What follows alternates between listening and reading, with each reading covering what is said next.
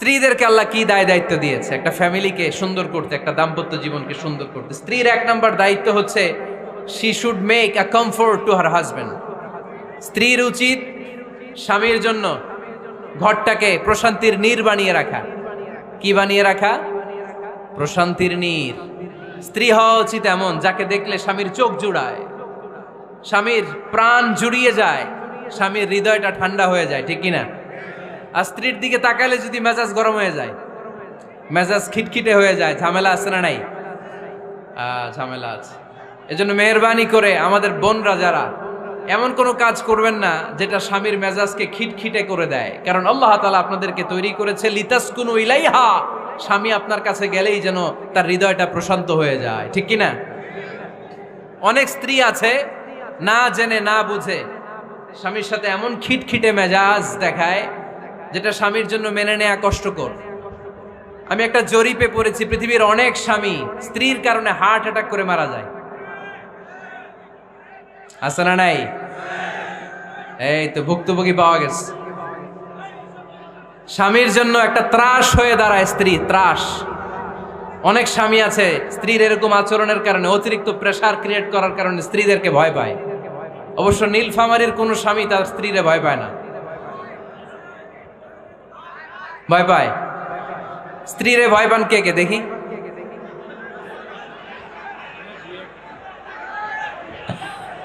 ভয় পান আপনারা? ভয় পান? হ্যাঁ,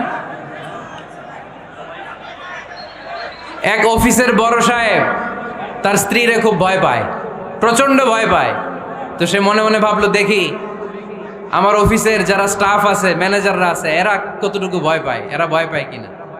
তো একদিন সকালবেলা অফিসের সব স্টাফগুলোর একসাথে দাঁড় করায় বলতেছে, এই আপনারা যারা যারা আপনাদের স্ত্রীদেরকে ভয় পান তারা ডান দিকে যান, আর যারা স্ত্রীকে ভয় পান না এরা বাম দিকে যান।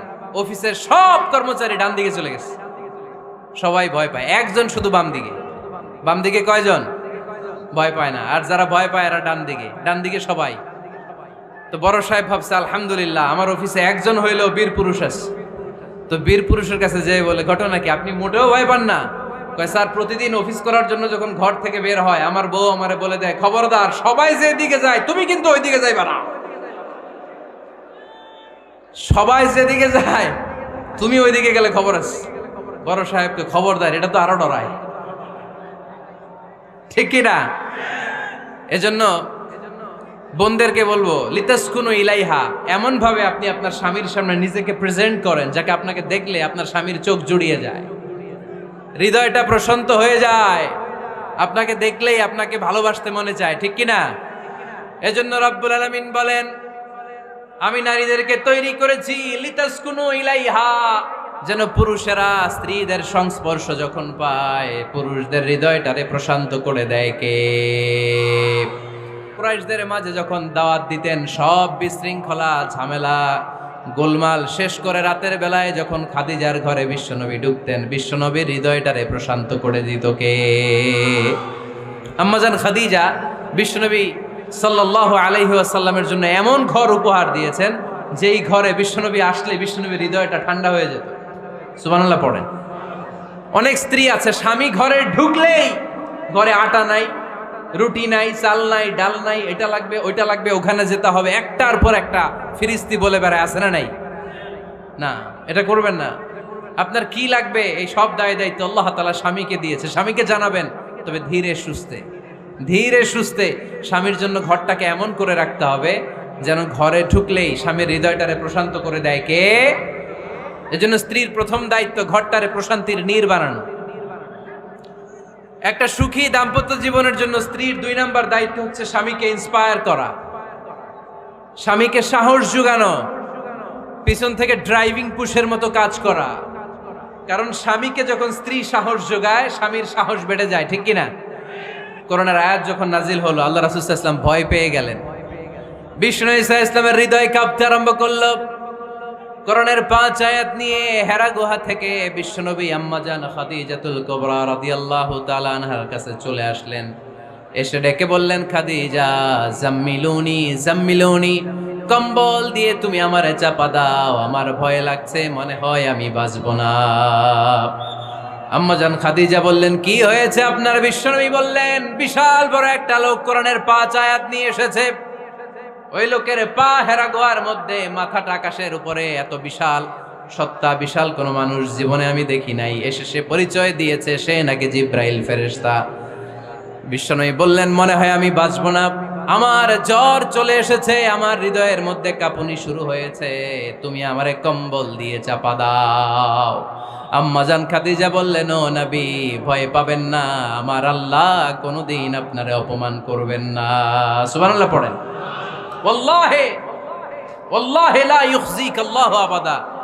নবী গো, আল্লাহ আপনার অপমান করবেন না, কারণ আপনার মধ্যে এমন এমন ভালো ভালো গুণ আছে, এই গুণাবলীগুলি যে মানুষের মধ্যে থাকে তাকে আমার রব কোনোদিন অপমান করতে পারে না। চিল্লায় বলেন ঠিক কি না? নবী হে, ইন্নাকা লা তাসিলুর রাহিমা, আপনি আত্মীয়তার সম্পর্ক বজায় রাখেন। ও নবী, তাসদুকুল হাদিসা, সব সময় আপনি সত্য কথা বলেন। ওয়া তাহমিলুল কাল্লা, আপনি মানুষের বোঝা টেনে দেন। ওয়া তাকসিবুল মা'দুমা, যার উপার্জন করার কেউ নাই, নিজে গায়ে খেটে আপনি তারে উপার্জন করে দেন। ওয়া তুঈনু আলা নাওয়াইবিল হক, সত্য যেখানে বিপন্ন সেখানে আপনি সাহসী সৈনিকের মতো দাঁড়িয়ে যান। সুবহানাল্লাহ পড়ুন। নবী হ্যাঁ, আপনি ভয় পাবেন না, কারণ আপনি এমন অসাধারণ ব্যক্তিত্ব, এমন জনকল্যাণমূলক কাজের আঞ্জাম আপনি দেন, এরকম লোককে আল্লাহ কখনো অপমান করতে পারে? আপনি চালিয়ে যান, আপনাকে থামানোর মতো অপশক্তি গোটা বিশ্বে দ্বিতীয়টা নাই। চিল্লায় বলেন ঠিক কি না? বিশ্বনবীকে সাহস জুগিয়েছেন, এরকম সাহস জোগানোর মতো স্ত্রী আমাদের দরকার আছে না নাই? বিশ্বনবী সারাদিন বাইরে যখন কাফের মুশরিকদের অত্যাচার অনাচার সহ্য করে ঘরে আসতেন, আম্মাজান আয়েশা এমন সাহসিকতার বাণী শোনাতেন, এমন মোটিভেশন শোনাতেন, এমন ইন্সপায়ারেশন দিতেন, বিশ্বনবী সারাদিনের সব দুঃখ কষ্ট ভুলে গিয়ে এর পরের দিনের দাওয়াতি কাজের জন্য নতুন করে এনার্জি ফিরে পেতেন। চিল্লায় পড়েন আল্লাহু আকবার। এজন্য স্ত্রীর 2 নাম্বার কাজ হচ্ছে স্বামীকে সাহস যোগানো। 2 নাম্বার কাজ কি? স্বামীকে সাহস যোগানো, স্বামীকে সাপোর্ট দেয়া। স্ত্রীর 3 নাম্বার কাজ হচ্ছে স্বামীর ডাকে সাড়া দেয়া। কি দেয়া? স্বামী যদি স্ত্রীর সঙ্গ পেতে চায়, স্ত্রীর ওই ডাকে সাড়া দিতে হবে। রাতের বেলা স্বামী যদি স্ত্রীর সঙ্গ চায়, আর স্ত্রী যদি সঙ্গ না দিয়ে চলে যায়, ফজর পর্যন্ত স্ত্রীর উপর আল্লাহর ফেরেশতারা লানত দিতে থাকে। চিল্লায় পড়েন নাউযুবিল্লাহ। তবে হ্যাঁ, ভ্যালিড যদি কোনো কজ থাকে, ভ্যালিড কজ, অসুস্থতা, অন্যান্য কমপ্লেক্সিটি যদি থাকে, সেটা ভিন্ন ব্যাপার। কিন্তু ইগোর কারণে, ইগো, মেজাজ দেখিয়ে, রাগ দেখিয়ে কোনো বোন যদি স্বামীর আহ্বানে সাড়া না দিয়ে মুখ ফিরিয়ে চলে যায়, ফজর পর্যন্ত আল্লাহর ফেরেশতারা ওই মহিলার উপর লানত দিতে থাকে। আওয়াজ করে পড়তে হবে নাউযুবিল্লাহ। আবার বিশ্বনবী বলেছেন, খবরদার, রমজান ছাড়া কোনো নফল রোজা কোনো স্ত্রী যদি রাখতে চায়, নফল রোজা রাখার আগে স্বামীর কাছ থেকে যেন সে অনুমতি নিয়ে নেয়। নফল রোজা, আওয়াজ করে বলেন কি রোজা? ফরজ রোজা না। দিনের বেলা যেহেতু রোজা রাখতে হয়, কোনো নারী, কোন যুবতী নারী, বয়স্কা নারীদের কথা ভিন্ন, কোন যুবতী নারী যদি নফল রোজা রাখতে চায়, সে তার স্বামীর পারমিশন নেবে। কারণ হয়তো স্বামী দিনের বেলা স্ত্রীর সঙ্গ চেতে পারে, ঠিক কিনা? এজন্য স্বামীর কাছ থেকে পারমিশনের দরকার আছে না নাই? এরপরে 4 নাম্বার দায়িত্ব, নিজের লজ্জাস্থানের হেফাজত করা। ফাসসালিহাতু কানিতাতুন হাফিযাতুন লিল গায়বি বিমা হাফিজাল্লাহ। আল্লাহ নেককার স্ত্রীদের বর্ণনা যখন কালামুল্লাহ মাজিদে দিয়েছেন, আল্লাহ বলেছেন নেককার নারীদের প্রথম গুণ, তারা সব সময় তাদের স্বামীদের আনুগত্য করে। 2 নাম্বার, তারা তাদের নিজের লজ্জাস্থানের হেফাজত করে। 4টা কাজ কোন নারী যদি দুনিয়াতে করে, 4টা, আওয়াজ করে বলতে হবে কয়টা? মাত্র 4টা কাজ কোন নারী যদি পৃথিবীতে করে, ওই নারীর জন্য জান্নাতের 8টা দরজা খুলে দিবে কে? আওয়াজ করে বলতে হবে, খুলে দিবে কে? বিশ্বনবী বলেন, আল মারআতু ইযা সাল্লাত খামসাহা, কোন নারী যদি 5 ওয়াক্ত সালাত পড়ে, সামাত শাহরাহা, রমাদানের রোজা রাখে, আতাআত বালাহা, স্বামীর আনুগত্য করে, হাফিজাত ফুরুজাহা, লজ্জাস্থানের হেফাজত করে, এই 4টা কাজ যদি কোন নারী দুনিয়ার বুকে করে, জান্নাতের 8টা দরজা তাদের জন্য খুলে দিবে কে? এজন্য দাম্পত্য জীবনকে সুখময় করতে হলে একজন স্ত্রীর 4 নম্বর দায়িত্ব হচ্ছে নিজের সতীত্বের হেফাজত করা। 5 নম্বর দায়িত্ব হচ্ছে স্বামীর সম্পদের হেফাজত করা। সাইয়েদনা আবু সুফিয়ান রাদিয়াল্লাহু তাআলা আনহু ছিলেন খুব কৃপণ মানুষ, বিষ্ণু ঈসা ইসলামের শ্বশুর। সেই বুখারীতে এসেছে, ওনার স্ত্রী এসে আল্লাহ রাসূল সাল্লাল্লাহু আলাইহি ওয়াসাল্লামের কাছে বলেন, ইয়া রাসূলুল্লাহ ইন্না আবা সুফিয়ান রাজুলুন শাহীহ। হে আল্লাহর রাসূল, আবু সুফিয়ান খুব কৃপণ মানুষ, আমার আর আমার সন্তানদের খরচের জন্য যে টাকা পয়সা লাগে আমার স্বামী দেয় না। এখন আমার স্বামীর অনুমতি ছাড়া সিন্দুক থেকে টাকা নেয় আমার জন্য জায়েজ কিনা? আল্লাহর হাবিব বললেন, হ্যাঁ, স্বামী যদি কৃপণ হয় তাহলে ফ্যামিলির খরচের জন্য যতটুকু দরকার অতটুকু নিতে পারবা, ওইটারে ক্ষমা করে দিবে কে? আমাদের অনেকের মধ্যে অনেক কৃপণ লোক আছে না নাই? এখানে নাই মাশাআল্লাহ। এই কৃপণ লোক যদি থাকে, আপনার অনুমতি ছাড়াও ভাবি আপনার পকেট থেকে টাকা নিতে পারবে। আজকে সব গোমর ফাঁস করে দিলাম। কৃপণ যারা, তাদের পারমিশন ছাড়া পকেট থেকে, আলমারি থেকে টাকা নিয়ে যতটুকু দরকার ফ্যামিলির ততটুকু খরচ করা যাবে, অতিরিক্ত খরচ করা যাবে না। 6 নম্বর দায়িত্ব হচ্ছে ছেলে মেয়েদেরকে দেখাশোনা করা, ছেলে মেয়েদেরকে বুকের দুধ খাওয়ানো। অনেক মা আছে ছেলে মেয়েদেরকে বুকের দুধ খাওয়াতে চায় না, আছে না নাই? হ্যাঁ, ডানু খাওয়ায়, ডানু। আর কি খাওয়ায়? হ্যাঁ, মিল্ক ভিটা, আর নিডো, নেসলে, সেরেলাক, আর হ্যাঁ বায়োমিল্ক। মাশাআল্লাহ, অনেক নাম জানেন তো আপনারা। তো মেডিকেয়ার, তো এই বুকের দুধ খাওয়াতে চায় না অনেক মায়েরা। মায়েরা যারা আছেন প্যান্ডেলে, আপনার বুকের দুধের মধ্যে বাচ্চাদের জন্য আল্লাহ রাব্বুল আলামিন ন্যাচারাল ভ্যাকসিন দিয়ে দিয়েছেন। চিল্লায় পড়েন সুবহানাল্লাহ। ন্যাচারাল, প্রাকৃতিক টিকা, বাচ্চার জীবনের প্রথম টিকাটা, সন্তানের জীবনের নবজাতক শিশুর প্রথম টিকাটা আল্লাহ তাআলা মায়ের বুকের শাল দুধের ভেতরে দিয়ে দিয়েছেন। সুবহানাল্লাহ পড়ে। টিকাগুলো তো বাজার থেকে কিনতে হয়, প্রথম টিকাটা আল্লাহ ফ্রি দিয়ে দিয়েছে। সুবহানাল্লাহ পড়বেন না? এজন্য রাব্বুল আলামিন বলেন, ওয়ালওয়ালিদাতু ইউরদি'না আওলাদাহুন্না হাওলাইনি কামিলাইনি লিমান আরাদা আন ইউতিম্মার রাদাআ। দুনিয়ার প্রতিটা মায়ের উচিত টানা 2 বছর তাদের সন্তান সন্ততিদেরকে দুধ খাওয়ানো। কয় বছর? আওয়াজ করে বলতে হবে, কয় বছর? মায়ের বুকের দুধ যে ছেলেগুলো খায় না, এদের ব্রেনের গ্রোথ হয় না। এগুলো হয় বলদা নাম্বার 1। কি হয়?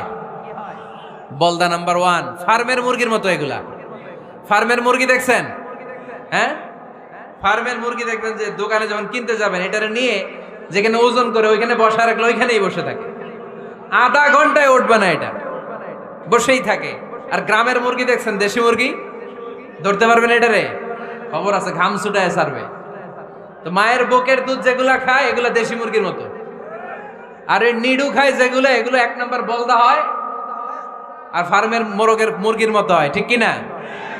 উদাহরণটা দিলাম এই জন্য, আপনার সন্তানের ভবিষ্যতের কথা বোঝানোর জন্য উদাহরণটা দিয়েছে।